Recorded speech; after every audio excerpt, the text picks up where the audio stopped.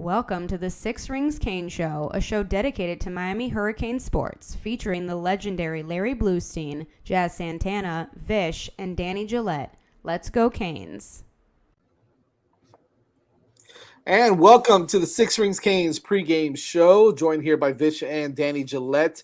Fellas, it is game week. As you see, we are all in our houses. This is pre-recorded, so if TVD comes down with like food poisoning or something tomorrow or the next day, yeah, you can't blame it on us for not covering it or not saying anything, all right? But we've got a lot of news either way, because I think we've got a lot to cover today as we preview, once again, the Hurricanes versus University of North Carolina Tar Heels, which is scheduled to start at 4 p.m., barring a lightning delay or something stupid like that. Hopefully we don't get any of that. Although I would welcome, by the way, Vish, since we are going to be at the game, I would welcome a little bit of overcast, because no matter what, I know the season's kind of changing, but down here really doesn't change much. It's still hot as hell. We're going to be off of a 5K and a 10K run. You know, a little overcast would really help us. Well, I mean, come on, you got to sacrifice for the team. we want 150% humidity and heat. I'm gonna give. If I die, I die. But we gotta get that W. Speak for yourself, all right? Speak for yourself. We're on the shaded side of the stadium. We're good. This is true. We're good. DJ's probably got the best seat in the house, though, right? Right there from the living room, man. I got no 5Ks to worry about. I can eat whatever the hell I want. I can have 10 beers, and then I can drink till my heart's content watching the Hurricanes. I don't have to worry about. Believe me, after that runs over, the 10 beers will be as an underestimate. Yeah, there's gonna be some lowering of the faculties. And you'd have earned it, that's for sure. Sounds like a lot of fun though Saturday. So yeah, should be a good one. Should be fun. Yeah, we'll be out there tailgating. A big game. It's ACC opener, okay, against a tough University of North Carolina. You know, and I think it doesn't even matter if North Carolina is good or not. Like, they always are tough. They always play us tough. We always have a hard time in North Carolina. They've kicked our butt. A couple years ago, they really kicked our butt. Last year, we probably should have won the game, but we were coached by somebody else. So, you know, whose name we shall not say. We were coached by Voldemort. But honestly speaking, I think this is an opportunity for us coming off a bye week and a really terrible game to kind of show a little bit of that, you know, that little bounce back, right? That a little more energy, something that kind of we got a lot to prove. We really do. I know that Vish, we're looking, you know, we look ahead into we look into the future as well, right? Like this game is not going to be the be all end all of the Mario crystal ball era. We get that, but a good showing, a win, obviously, you know, some sort of energy, some sort of life from this Miami Hurricane football team come this Saturday would really do a lot for this program, I think. How do you feel about that? Yeah, no, this is one of those, you know, season defining games. And I don't think it's era defining. I know everyone wants to judge Mario off of like his first handful of games. That he's not going anywhere, first of all, obviously. So, you know, he's in here for the long haul. So I think people want to judge his entire tenure based on it, but certainly this season, this is a pivot game. Like, if you lose this, you go 2-3. You're probably pretty much out of the Coastal at that point, right? Because you've already lost a home division game to one of the teams that's going to be competing with you for it. So then you got 7 games left, and, you know, you still got to go to Clemson. So you can quickly see how this season could spiral out of control. But if you win it, now you're 1-0 in conference, playing Virginia Tech next week, who's not good. And all of a sudden you can start to see, okay, might string some wins together here, get a winning streak going, and, you know, compete for the ACC Coastal. So this is a huge game. And here's a nugget for you guys. We're the only P5 team that has not played a conference game. Yeah, isn't that crazy? I was thinking about that. I was like, I've seen so many different Power 5 or conference games already from all the conferences, and I'm like, I feel like we the only ones that haven't played. Yeah, we're the only P5. There's a couple other teams that are G5 that haven't played a conference game, but we're the only P5 one. And so that, you know, it's good and bad. It's good that even though we haven't really played well, like, we're still right there for the conference because we haven't lost a conference game. On the other hand, 8 conference games in a row is a tough run, so we got to start it off right. Yep. I mean, you know, we've kind of seen that the ACC Might not be as strong as we initially thought, but still some good teams, still some good football to be played there. DJ, what? I would say, just on that real quick, and then we'll throw it to DJ. I would say the Atlantic is probably stronger than I thought, and the Coastal is not as strong. Right. It's probably where it landed. Yep, I agree. But still, some tough football to be played on our end, on our side also, DJ. How big is it to get a win in ACC play? Obviously, the opener coming off 2 weeks. A bye, and then 2 weeks ago, a terrible loss, and just kind of like everybody's morale kind of looked like it was down a little bit. Like the bounce back game, how important is it? It's huge because, we've talked about the Middle Tennessee State game for what seems like forever now, but now this is a chance for Miami to really turn the page against a very good opponent and, kind of put some of the doubters to bed, some of the critics to bed. And, I think it would be very important for them to really get a bounce back win here. I think it's kind of interesting that you guys mentioned, like you said, haven't played a conference game yet. I think that certainly works in our benefit in terms of getting the team ready. Obviously, you would have liked to have seen a better showing against Middle Tennessee State, but now we get a conference game heading into the bye. Granted, not an easy matchup at all, but this is certainly an important one, as you guys alluded to. Look, for me, it's about coming out. And we've noticed, right, the last 2 games, more like the last game, and then before that, the Southern Miss game, we come out a little flat. We come out a little blah, and we've seen that it's kind of backfired a little bit, right? So we've kind of let up, whether it's that we are not respecting the team, on the other side of the field, or if it's just a lack of whatever the hell it is, right? I think that's going to be the most important thing. Is I want to see this football team come out with some energy, come out and kick UNC in the mouth, because they're going to have to. This is a tough football team to play, especially on that offensive side of the football, where they are very, very, very scary. They are probably one of the top scoring teams in the country right now. So it's going to be important to kind of get out fast and get that crowd into it, right? Because a lot of people think there's going to be 8,000 people there. I think you're going to get a good crowd. I think there's a lot of people that are still, backing Mario Cristobal, this football program, and I think you're going to get, some people out there to really, get this thing going. Plus, it is a giant party, right? That's what tailgates are, and we coming off a bye week, so it's been. We tend to get lower attendance when we have like strings of home games in a row, right? But once you have a bye week there, it does reset a little bit. So I would expect a good crowd out there. Oh yeah, I would too. I would definitely too. So let's kind of look at UNC real quick before we break down the actual matchup per se. But this is a team I believe 4-1, right, Vish? This is their record. They're 4-1 right now. And the losses you can kind of see the schedule was to there's your schedule, so was to Notre Dame. Loss was to Notre Dame, kind of a shootout there too, right? They put up some points there, but their wins again. Look, and that's another thing, right? Their wins haven't come against big time Power 5 teams, right? The only win really was against Virginia Tech, which is in conference. Virginia Tech, as you mentioned, Vish, not a great team.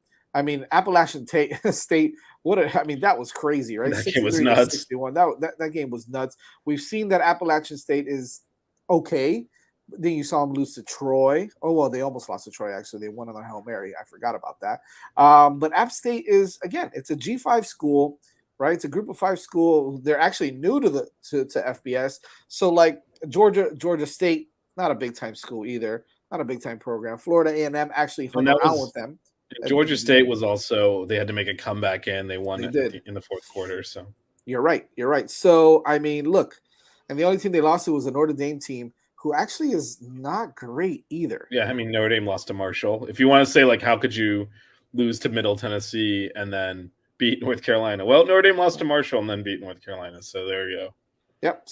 So I mean, 4-1. There's good 4-1s. There's mediocre 4-1s. There's bad 4-1s. This is kind of your mediocre 4-1. Not a terrible schedule, but not an incredibly hard schedule. Them, like us, are going to run through ACC play all the way down now as well. So after us, they play Duke, who's actually really good this year. I don't know what the hell's going on over there in Duke, but Duke is pretty good. Pittsburgh is going to be tough. I know that they're kind of down right now because they lost one, but inexplicably lost to Georgia Tech. Just Georgia Tech. unbelievable. I don't know how that happened, but Virginia's tough because they've got a good quarterback. They've got some good receivers as well.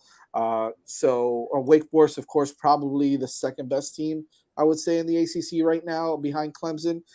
So you've got them. You've got Georgia Tech, who's not that good, and then you've got SEC. That's a tough schedule for them. Okay? It is, and that's why if you can win this game, right? I mean, it's hard to see them not losing at least two more, and it puts you in we might not be that good, but this could be one of those 6-2, 5-3 in conference deals.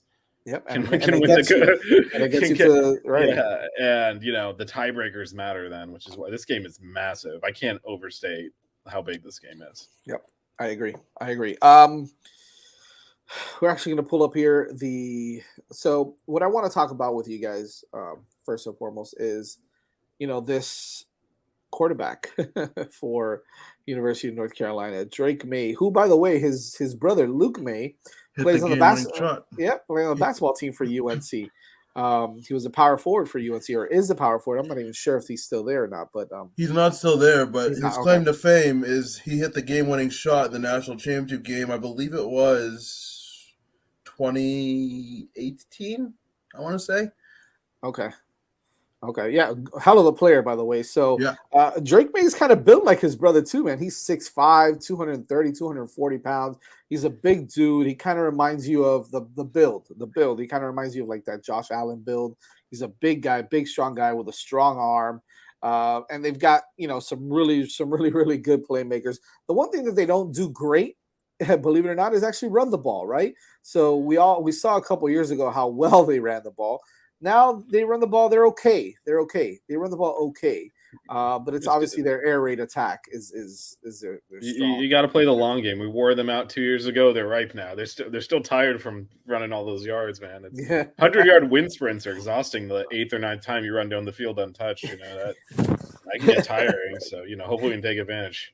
That's awesome. And by the way, their second leading rusher, who's not far off Omari and Hampton, is Drake May. Yeah, and that's actually my bigger concern with him than the throwing. He's so good with his feet. He keeps plays alive. He picks up big first downs for them. He's a critical component for their running game, and we have not been good against running quarterbacks. Well, let me tell you something, though. His throwing scares me too, DJ. 19 touchdowns, 1 interception. Yeah, his running does scare me, but I'd rather him run for 100 than have him sit back in the pocket and just absolutely tear apart the Miami secondary. Because looking at that secondary during the Middle Tennessee State game, him throwing the football absolutely frightens me. I'd rather give him the running lanes than to have him just completely pick and choose which receiver he wants to throw to or which tight end he wants to throw to. He scares the crap out of me, I'll be honest. Yeah, he's got a great arm. I mean, and we kept talking about Josh Downs possibly being a first-round pick, second-round pick. Something along those lines. Bryson Nesbitt is balling for UNC as well. 14 receptions, 237 yards, 3 touchdowns. So those two guys there on the receiving end for Drake May are pretty damn good. They're no slouches. So I think that's the thing that worries me the most is how that secondary is going to hold up for Miami, Vish. Yeah, and to me, it's just got to limit the big plays, make them drive the ball. They're used to being shootouts. They're used to scoring a lot. So if you can, keep them out of just scoring quickly, keep the score down. A lot of this is going to be on our offense to frankly play the way they've been playing, go on some long drives to just get them out of their rhythm. Because I think if you let them stay in a rhythm, they'll score a lot. And they'll kind of get into that. They're obviously comfortable in those shows. You look at that. We looked at the schedule a second ago. Look at those score totals. They're totally fine playing a game in the 40s. Right. So to me, that's our big thing is not let them get big plays, make them drive it. Even if they score a touchdown, make them earn it. Don't just give up big chunk plays because I guess the good news is their defense sucks. So they have one of the worst defenses in the country. So I know there's been a lot of focus on our offensive struggles. This is a get healthy game. If we can't do it here, then we really have a problem offensively. The defense has not been good. But they'll go back to the schedule. We can take a look real quick. You'll see kind of the point totals they're giving up, even against like Florida A&M. They've been giving up 24 to Florida A&M, 61 to App State, 28 to Georgia State, 45 to Notre Dame. The only time they played even reasonably well was against Virginia Tech, which we've discussed is really struggling now. So they'll give you points. Looks more like the basketball scores than a football game. It is a basketball school, consistent, but so I mean that's the key is going to be for what we don't want to do though is have our offense get into a shootout where we're trying to like match them touchdown for touchdown, right? Because if you have to bet on which offense is going to fail at that first, it's probably us. But if we can grind first downs out, go on some long drives, keep them off the field, their defense is there for the taking. Like, if we can keep the score in the 30s, 20s or 30s, I think that's good for us. If it goes into the 40s. So let's kind of go over this, right? We spoke a little bit about the Tar Heel defense, how they're not very good, okay? They do have a tendency of giving up some points. Here's a question I pose for both of you, right? When it comes to our offense, obviously we have not been doing too well on the offensive side of the ball. We have struggled a bit with scoring points, especially in the red zone. We haven't been very good at all. And I think that's a combination of both things, right? We've got to figure it out from a play calling standpoint, but also I think we need to start having some of these players step up and make some plays in the red zone as well. Execution is very important. I do expect Tyler Van Dyke to come out and play much better this weekend. My question to both of you is, are we better off, okay? Are we better off keeping this game under the below the 40s, kind of making it a time of possession type of thing where we can kind of run the ball a lot, spread the ball around here and there, kind of get the wide receivers going a little bit, but not try to shoot out with them, right? Because at the end of the day, they've got this potent offense. DJ, I want to start off with you on this. What's it going to take for Miami? Do you think that they should kind of, try to score as much as they can and just go at it and boom, boom, boom, back and forth, or is this an opportunity for them to kind of, control the clock a little bit, wear them down, and keep the score under, the line under 80, put it that way? I think this is an opportunity for them to kind of slow everything down, because I do not want to get into a track beat with the type of offense and the type of quarterback in Drake May that the Tar Heels have. I think it's not necessarily going to be about, stopping their offense, but keeping our defense fresh. And I think, having long sustained drives on the offensive side of the football for us would definitely make things easier for the defense in that regard. We know this is a UNC team that can score, and I'd rather us take methodical drives in order to make sure that we can score points of our own. I mean, play calling in the red zone and red zone scoring has been, a bone of contention so far this year. I want to make sure that we can, put together long sustained drives and get the points that we need, because we know that UNC can score. It's just going to be about us trying to control the game and keep track of, try to keep up with what the Tar Heels can bring to the table. Vish, while I do want to see them kind of control the clock, run the football, dominate this game that way, score some points, obviously, and not get into a shootout, I think it's really important for this offense to get it going also and score points, right? And kind of get the ball rolling there. What's your take on what this team needs to do, period, to kind of beat UNC? Yeah, well, I think they need to just come out well. DJ's right. Like, you got to score touchdowns. This is not a game you're going to win with field goals. Yeah. But even just coming out in the first drive and getting a field goal, I think would be a step in the right direction. They got to move the ball. Last game was a complete disaster. No turnovers early. 3 turnovers in the first 3 drives. You need the opposite of that, basically. I think we're on the same page. They're going to want to play some ball control and all that, but I still think they need to start fast. Because this is definitely we don't want, whether they want to admit it or not, it's in their heads. If it starts well, you can kind of flush that. If it starts bad, there is going to be a here we go again thing happening. And so they do need to start well, getting a couple of drives in the first quarter, touchdowns, field goals, whatever, just feeling good about the ball moving. I think you can carry that forward. But if they start slow, I don't know if they'll be able to unstick it. So they got to start fast. No. Here's the good news, right? The good news is on the defensive side of the ball, you've got Tyree, Stevenson, and Dara Porter are both going to be, they're both playing. Okay, so they're both active for the game, which is nice to see. Both had some injuries a couple weeks ago. And then on the other side of the ball, the most important position right now that we are very thin at, Jalen Knighton and Henry Parrish are both active for the game as well, so they both will be playing. Zion Nelson, from what Coach Cristobal said, is a game time decision. So you've got everybody back from 2 weeks ago. I don't know how good or bad that is, considering how crazy it was. But when you've got your number one back and your number one A and 1B back for this game, I think it is going to be important for just that, right? Control the time, control the clock, be able to use them out of the backfield, which Gaddis needs to start doing. I know that he's not huge in throwing the ball out of the backfield to his running backs, as you mentioned, I think, DJ. But he's going to have to start doing – he's got to use his weapons accordingly, man. You got to use them and put them out in space and let them make some plays out there, specifically Rooster.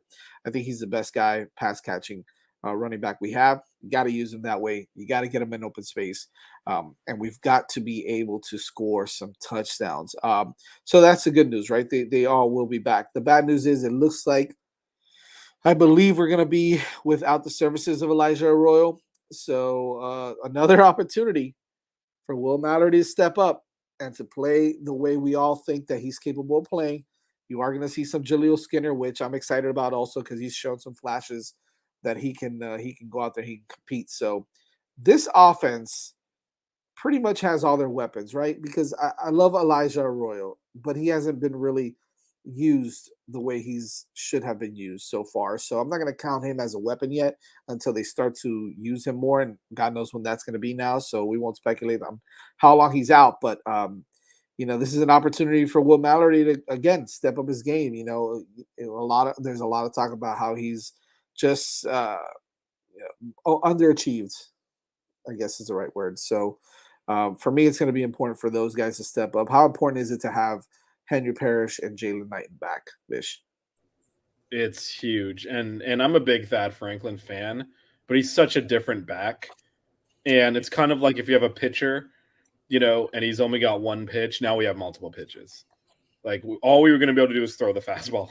If we just had Franklin, right? We couldn't. Now we can throw a changeup, we can throw a curveball. So just the diversity of the offense. Not to mention those are two of our most talented players. So it's huge to have them back. Without them, I know we've run the ball well, and I know North Carolina's defense isn't good, but just that over and over again, I don't know would have been effective. They would have been able to crowd the bus. He doesn't necessarily have that home run ability, and I think they would have known we're pretty much going to be between the tackles and not take anything outside, and I think it would have allowed them to crowd. So that's huge. On Mallory, so he's definitely not. He's definitely struggled some. He hasn't played to his ability. I feel like he's getting an undue amount of blame just because no one else is doing anything. And they're like, well, you're supposed to be great. Why aren't you just making up for all these other errors? Because, against A&M, he was our best offensive player by a mile. And even probably got knocked down. Probably shouldn't have gone back in the game, to be honest, but kept playing, kept making plays. When you're not getting any plays out of any of the other positions, then you turn to him. And he's not playing as well as he should be. So I'm not trying to say he is. But we're also kind of expecting him. You should be the passing game.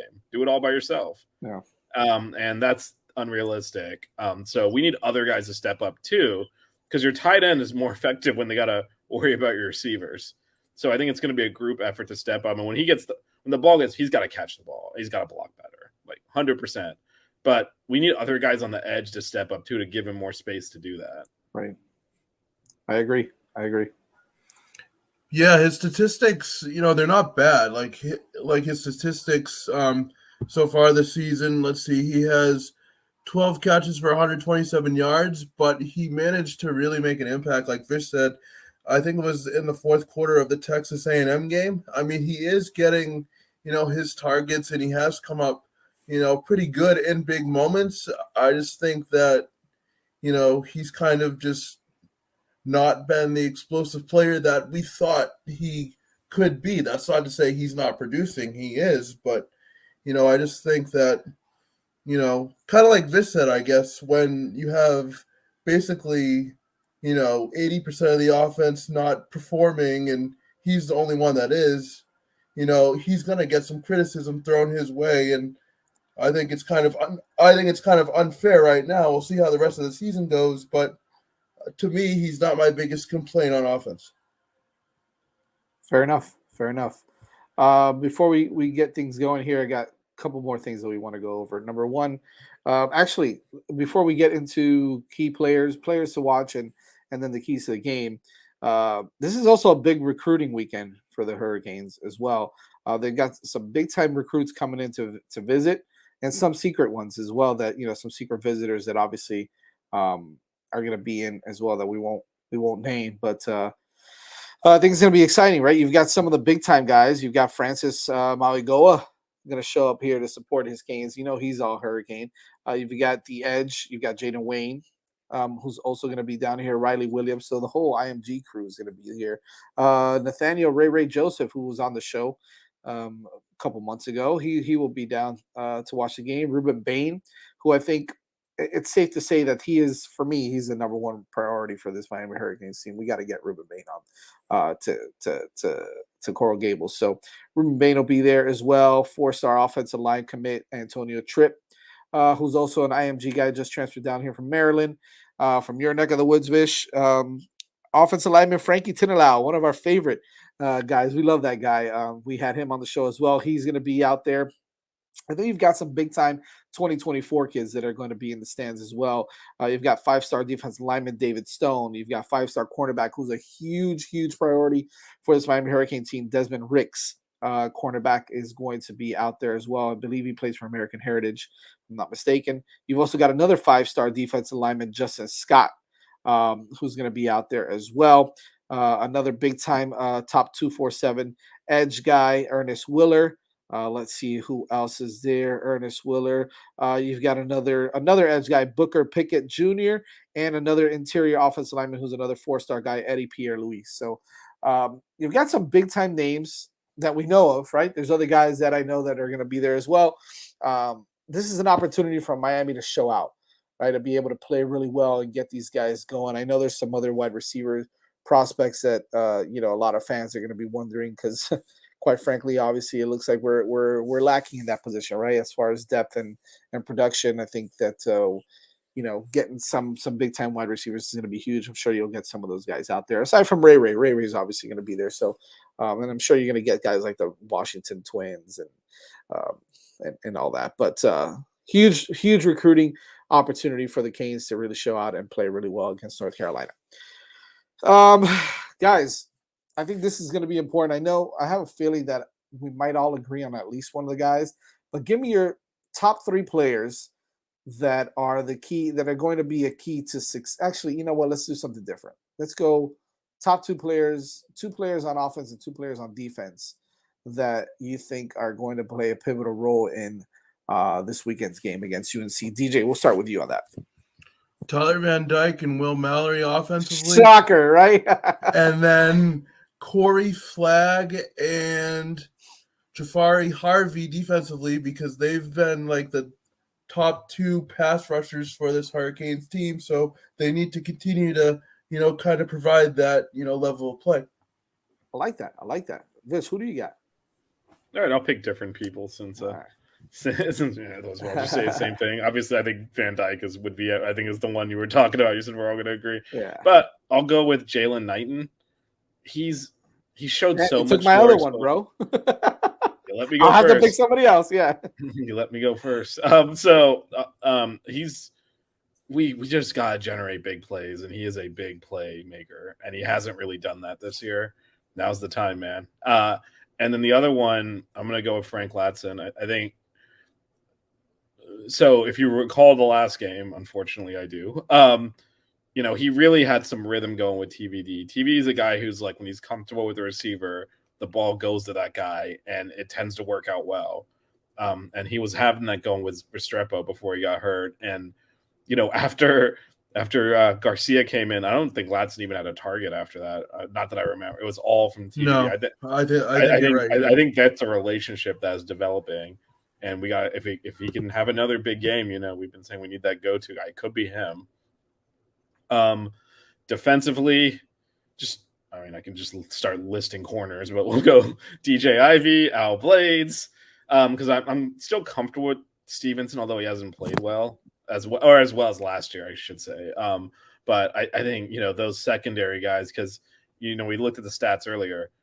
May spreads the ball around. Like he's going to go you're not going to get away with Tyree covering his man and the quarterback not being able to get through progression. So I'm going to get those secondary corners, DJ Ivy, Al Blades to step up, and to Corey Couch, whoever's in those positions, because we seem to rotate quite a bit, need to step up and cover their guys too, because he'll get through his progressions, get the ball out. And if they get that big plays going out of the passing game, it's going to be a long day for us. I like that. I guess so. I guess on offense, I'll go a little bit different as well. So it's not to say I think we all agree that TVD is going to be is it, right? It's TVD and then everybody else. But I'll go with a guy who we all thought was going to step up right after X got hurt, man. Burchard Smith. Like I think that he is a guy that we've all anticipated with his skill level to be able to come in right away and contribute and do some things that, quite frankly, that Restrepo can't do, right? As far as his speed and elusivity. Is that even a word, Fish? Elusivity? Elusiveness? Elusiveness. There you go. Elusiveness is better. I mean, that's why I go to you guys for that, man. His elusiveness, his speed, he's the type of guy that should be able to come in and dominate football games sometimes with how talented he is. We haven't seen it yet, and we need to start. We saw one really great catch, right, against Southern Miss. Was it against Southern? Yeah, it was against Southern Miss, and that's about it. And he disappeared, right? Like we haven't seen him since then. So I think that Burchard Smith is one of my guys. And since you mentioned Jalen Knighton, I'm going to go with someone a little bit different. I'm going to go with, I guess this is tough, but I'm going to go with DJ Scafe. I think that the offensive line, especially on the right side, you can go Scafe or you can go Aluashon, right? You can go either one of those guys. But I think that right side of the offensive line needs to step up a little bit, and they need to be able to control that line of scrimmage, okay? If Henry Parrish, if Rooster want to have a good night, they're going to have to step it up over there. So I look for DJ Scafe to have a little bit of a breakout game per se, and really do well on that side blocking.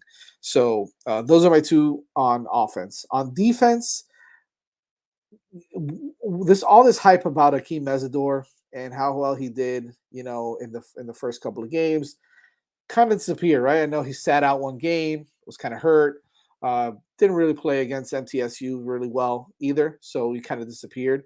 I need to see that hype come back again for Akeem Mesidor. I think that he is an important piece to that defensive line, and I think that if he comes out and he dominates the line of scrimmage a little bit, I think that's going to bode really well for that line and for the front seven altogether, because I think the linebackers are going to need some help, especially if one of them is going to have to spy Drake May. If they're going to have to spy him, I think it's going to be important for that defensive line to get some push. Akeem Mesidor is the guy for me that I think needs to kind of step up and get back to where we thought he was going to be. And then the other guy, which had a really bad game against MTSU, I don't know if it was an effort thing, and I mentioned this before, but I think James Williams needs to step it up, man. Like, we've talked his ear off of how talented he is, how he can play any position on the field, and quite frankly, he's kind of taking a step back a little bit the last couple games, and I need to see him step it up again. He needs to be the leader on that defense. If he can come out and he can play with that mean streak, that attitude that he has that we've seen in other games, whether it's a pick, whether it's getting a sack, whether it's a tackle for a loss, whether it's good coverage, whatever the case is, I think he needs to come out and he needs to dominate a little bit as well. So my two guys on defense is Akeem Mesidor and James Williams.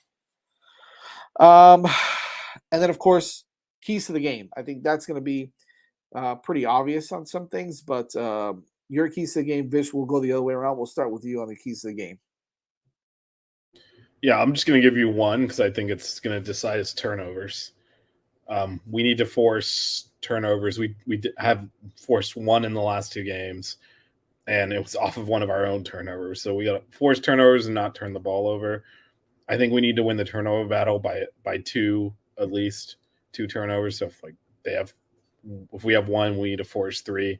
I think that'll be the difference because when you play a high powered offense, they are taking more risks. You got to pay those off, and we've been terrible at taking the ball away the last couple of games and have been giving it up. So to me, that is the key to the game. I think if we win the turnover battle substantively, I think we'll win the game.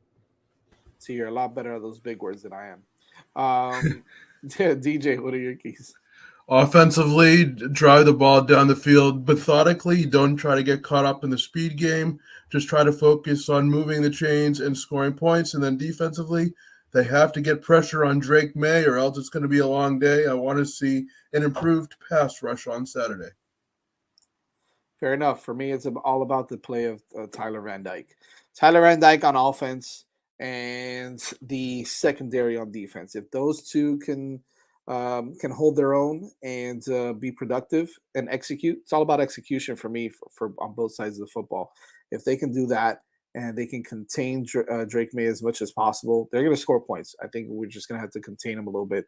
If we can do that and if we can score some points on offense, no matter what, I don't care how we do it. Let's score some touchdowns. I really don't care how it's done. Let's just do it.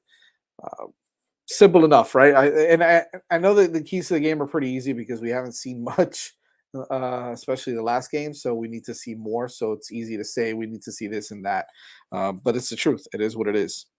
Do we really want to do predictions, by the way? Because I think the last couple times, it's really backfired on us. And I hate predictions. Yeah, I think keys to the game kind of covered it. We talked about what needs to happen for the Canes to win. If those things don't happen, they're probably not going to. So I think we're well uncovered there. I agree. Good stuff. Make sure you guys keep a lock for the post-game show. We will have a post-game show for you after the football game with Larry Bluestein. Should probably be on that. If we don't do anything, we'll let you know also because that's what we do. So keep a lock for the on the Six Rings Canes on Twitter for all the live updates on the game against UNC. And then, of course, Monday night, 8:30 p.m., Larry Bluestein, Big Blue, will be back on the show on Monday night to talk about the UNC game. And hopefully it's a W for the Canes as well. Until then, Vish, DJ, this was the Canes, Six Rings Canes pregame show. We'll see you guys later. Go Canes.